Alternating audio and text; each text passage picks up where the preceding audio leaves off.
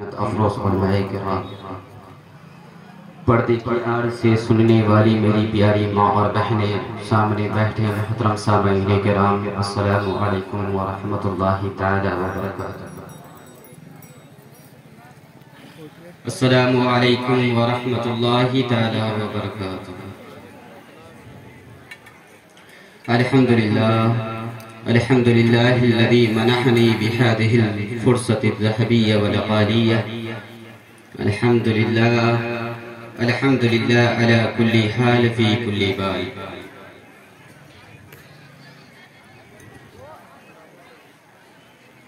حیرت ہے کہ تعلیم و ترقی میں ہے پیچھے، حیرت ہے کہ تعلیم و ترقی میں ہے پیچھے، جس قوم کا آغاز اقرا سے ہوا تھا۔ اللہ رب العزت قرآن مجید میں ارشاد فرماتا ہے، اقرا بسم ربک الذی خلق۔ آئیے کچھ اور جو بیان سے قبل آقا انعامدار مدینے کے تاجدار دونوں عالم کے مالک و مختار نائب پروردگار، جسے خود رب ذوالمنن قرآن مقدس میں کہیں یاسی کہا تو کہیں طٰہٰ، کہیں مدثر کہا تو کہیں مزمل، رحمتوں کی بات آئی تو وما ارسلناک الا رحمتا للعالمین کا خطاب فرمایا۔ حضرت عبداللہ کے جگر بارے اور ہم گنہگار امتیوں کے کشتیوں کے ہم کنارے، ارواحنا فدا صلو علی الحبیب، اللہم صلی علی سیدنا شفیعنا حبیبنا مولانا محمد بارک وسلم، صلو علیہ الصلاۃ والسلام علیک یا رسول اللہ صلی اللہ تعالی علیہ وسلم۔ برادران اسلام، ہم سنی حضرات جلسہ کے بعد صلاۃ و سلام پڑھتے ہیں یا جلسہ سے پہلے؟ بتائیے۔ جلسہ کے بعد کچھ سنی حضرات ادھر ادھر گھوم رہے ہیں، جلسہ سے پہلے ہی سلام پڑھنے کی کوششیں کر رہے ہیں۔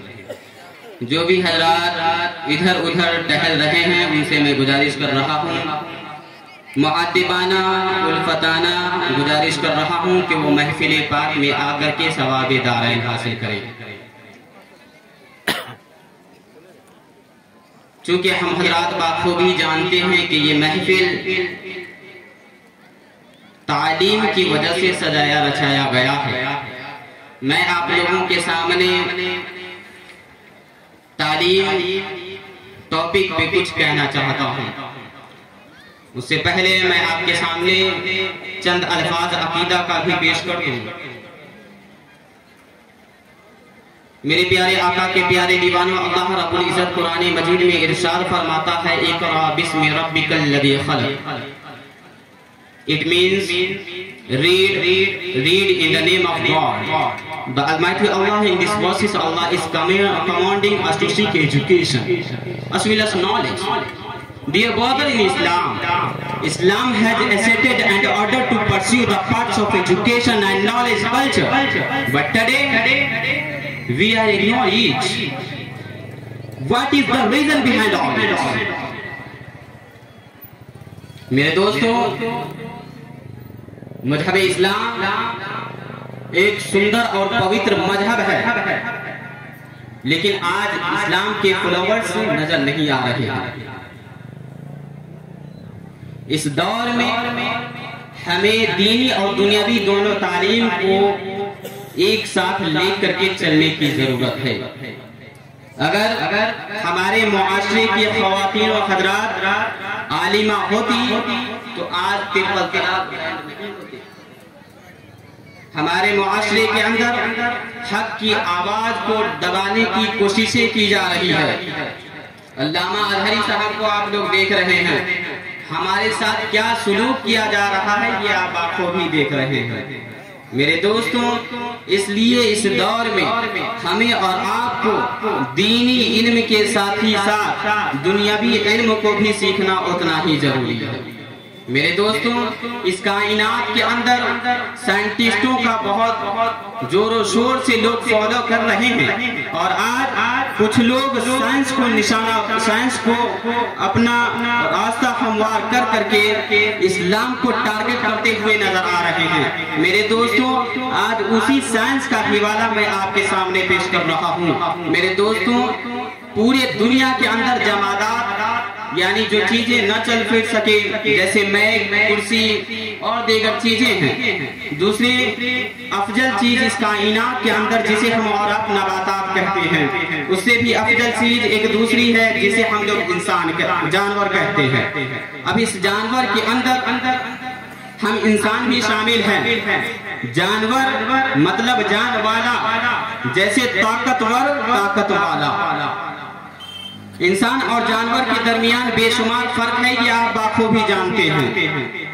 دونوں کے مابین تباین کی نسبت ہے، زمین و آسمان کا فاصلہ ہے، دونوں ننگے ہی پیدا ہوتے ہیں، لیکن جو بڑا ہونے کے بعد اپنے لیے جھبا اور امامہ شریف سلا لے اور پہن لے اسے حضرت انسان کہتے ہیں، لیکن جو بڑا ہونے کے بعد بھی ننگا ہی گھوما کرے تو اسے جانور کہتے ہیں۔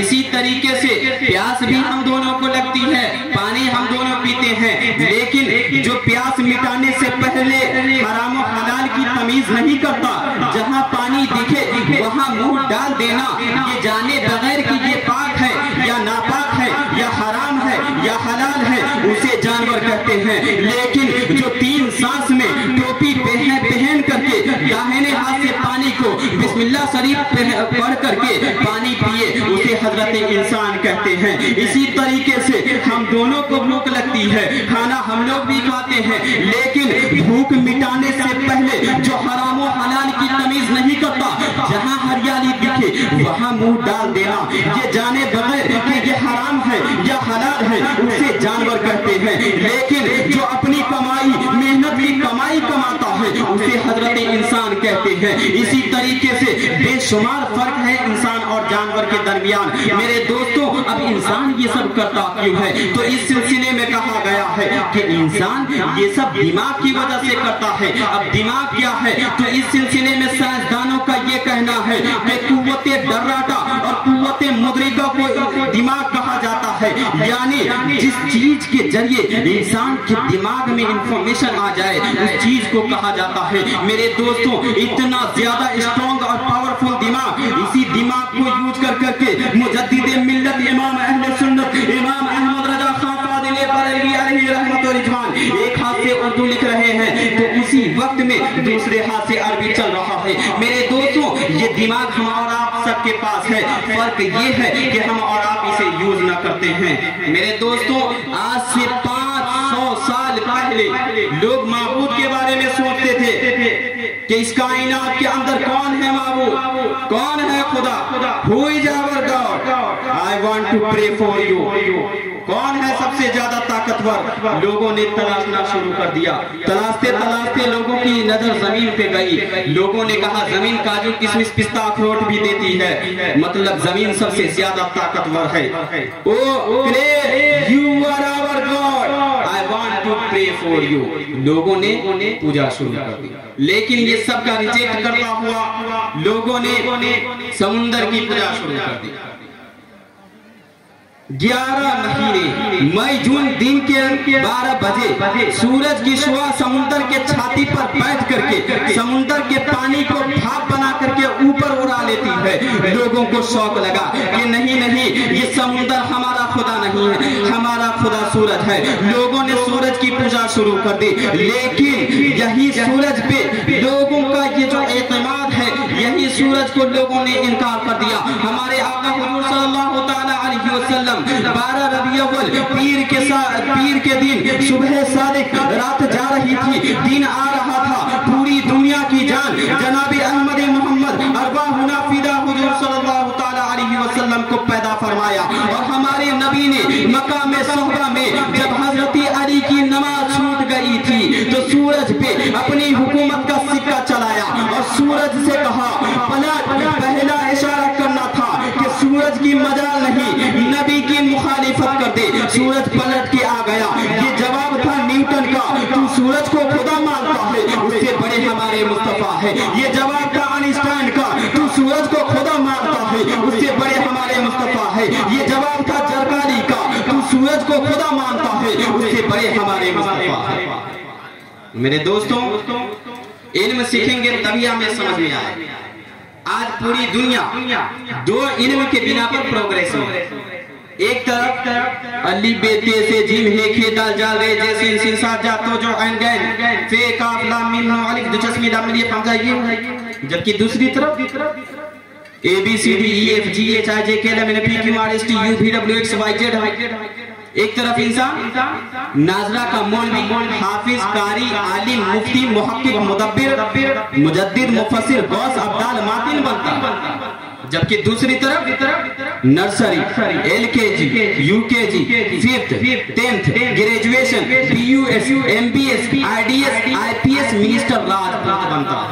दोनों की लाइनें अलग अलग। इसीलिए अल्लाह ने जिब्रील की तर्जुमानी कोई मदरसे के मुदर्रिस से नहीं करवाई, जिब्रील की तर्जुमानी कोई ऑक्सफोर्ड यूनिवर्सिटी के वाइस चांसलर से नहीं करवाई, जिब्रील की तर्जुमानी कोई JNU के स्टूडेंट से नहीं करवाई, एक ऐसे इंसान से करवाई जो इंसान इतना अजीम महान साइंटिस्ट है कि उनके सामने न्यूटन की थियरी तहकीक का कटोरा लिए भीख मांगते हुए नजर आती है। वह इंसान इतना अजीम महान साइंटिस्ट है कि उनके सामने डार्विन भी तिफले मकतब नजर आता है। वह इंसान इतना अजीम महान साइंटिस्ट है कि उनके सामने तमाम साइंसदान स्टूडेंट प्राइमरी के नजर आते हैं। तमाम साइंसदानों का बाप बना करके अल्लाह ने 10 सवाल 1272 हिजरी 14 जून 1856 ईस्वी में बरेली की धरती पर अपने वक्त का कैलेंडर और मुजद्दिद तो बनाया थी, और साथ ही साथ में साइंस की दुनिया की कमांडिंग कामिल अता फरमाया। उस अजीम साइंटिस्ट को परवरदिगार आलम ने इमाम अहमद रजा खां के नाम से बरेली में जलवागर किया। इमाम अहमद रजा खां ने तसर्रुफात की करवटें लेता हुआ दुनिया की अदालत उजमा को आवाज दिया। न्यूटन के मानने वाले तुम भी सुनो, आइंस्टाइन के मानने वाले तुम भी सुनो, कैपलर के मानने वाले तुम भी सुनो, डार्विन के मानने वाले तुम भी सुनो। Constitution of Pakistan, Hindustan, Afghanistan, Kazakhstan, Turkmenistan तुम भी सुनो। मेरे पास आई विटनेस है जिब्रील अलैहिस्सलातु वस्सलाम कल जैसे जिंदा थे। जिब्रील लाइव है, इरशाद फरमाते हैं यही बोल सिदरा वाले चमने जहां के थाले, यही बोल सिदरा वाले चमने जहां के थाले, सभी मैंने छान डाले तेरे पाए काना काना। मेरे दोस्तों, मैं आप लोगों के सामने जामिया दारुल हुदा इस्लामिक यूनिवर्सिटी, जिसका हदफ और गोल यही है तालीम, सबसे पहले तालीम होनी चाहिए। उसके बाद हम समझ पाएंगे कि कौन है महमूद हकीकी। सबसे पहला फोकस होनी चाहिए तालीम। उसके बाद जामिया का दूसरा लोगो, तालीम के बाद तरबियत, तरबियत के बाद दावा परपा के। अल्हम्दुलिल्लाह आज जामिया दारुल हुदा इस्लामिक यूनिवर्सिटी के बहुत सारे स्टूडेंट आपके सामने मौजूद हैं, बहुत सारे खुद भी आपके सामने मौजूद हैं। आप पूरे बिहार के अंदर जाकर के देख लीजिए 12 साल का कोर्स किस मदरसा में है मुझे बताइए। लेकिन मेरा जामिया दारुल हुदा इस्लामिक यूनिवर्सिटी के अंदर टोटल 12 साल का कोर्स है। ये कोर्स जो बच्चे करते हैं वो आलिम के साथ ही साथ ग्रेजुएट भी होते हैं। यानी जामिया दारुल हुदा इस्लामिक यूनिवर्सिटी के अंदर न सिर्फ आपके बच्चों को तसव्वुफ, फिक़्ह और मसला मसाइल के जितने भी किताबें हैं वो पढ़ाई जाएगी, बल्कि इसके साथ ही साथ आपके बच्चे साइंस भी पढ़ेंगे, आपके बच्चे सोशल पढ़ेंगे, आपके बच्चे इंग्लिश लैंग्वेज भी पढ़ेंगे और तरह तरह के दीगर जितने भी लैंग्वेजेस हैं वो सब पढ़ेंगे। और जब ऐसे बच्चे ही फारिग होकर के हिंदुस्तान के दहलीज पे कदम रखेंगे तब मजहबी इस्लाम का प्रचार कैसा होगा ये आप लाखों भी जानते हैं। मेरे दोस्तों, इस दौर में जामिया दारुल हुदा इस्लामिक यूनिवर्सिटी जो آپ کو آواز دے رہی ہے کہ آپ اپنے بچوں کو جامعہ سے جوڑیں۔ جامعہ کے بہت سارے اور بھی برانچز چلتے ہیں۔ ابھی 20 تاریخ کو جامعہ امام احمد رضا مسجد سیتامڑھی میں سول میں ہے، وہاں سینٹر ہے، آپ اپنے بچے کا ایڈمیشن کے لیے انتظام کر سکتے ہیں۔ ہزاروں کے تعداد میں بچے وہاں جاتے ہیں، انٹرانس ایگزام لکھتے ہیں۔ جو مائنڈیڈ بچے ہوتے ہیں انہیں سلیکٹ کیا جاتا ہے۔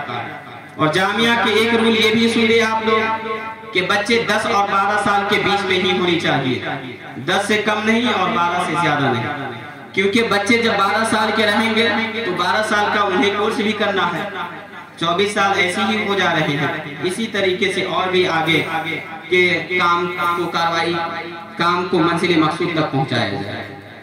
میرے دوستوں، اس لیے اس دور میں ایسے ادارہ سے آپ لوگ جڑیں جس ادارہ کے اندر آپ کے بچے کو دینی علم کے ساتھ ہی ساتھ دنیاوی علم بھی فراہم کریں، ورنہ آج کچھ لوگ یہ سمجھتے ہیں کہ داڑھی ٹوپی والے انگلش میں کچھ نہیں بول سکتے ہیں۔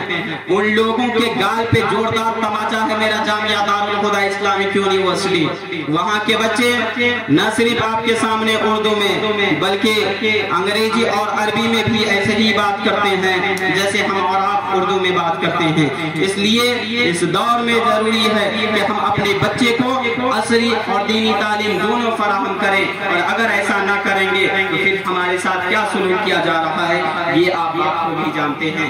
آج ہمارے شریعت کو پامال کیا جا رہا ہے، آج ہمارے شریعت پہ پابندیاں لگائے جا رہے ہیں۔ کیوں؟ اس لیے کہ بچانے کے لیے کوئی نہیں ہے۔ میرے دوستوں، آج اگر آپ اپنے بچوں کو دینی تعلیم سے نہیں جوڑیں گے تو پھر آپ یہ خواب نہ دیکھیے کہ آپ کے شریعت بچانے کے لیے کوئی پی ایم آئے گا، کوئی سی ایم آئے گا۔ نہیں میرے دوستوں، آپ ہی اپنے بچے کو ایڈمیشن کرائے، آپ ہی اپنے بچے کو عالم بنائے، تاکہ یہی عالم کل ہو کے مسجد کے منبر پہ کھڑے ہو کر کا مذہب اسلام کے پرچار کھلا کھلا کریں گے۔ میرے دوستوں، اس لیے ضروری ہے کہ آپ اپنے بچے کو دینی تعلیم سے جوڑیں، آپ اپنے بچے کو قرآن انسٹیٹیوٹ سے جوڑیں، جو کہ آپ کے بچوں کو دینی اور دنیاوی دونوں تعلیم دیں گے۔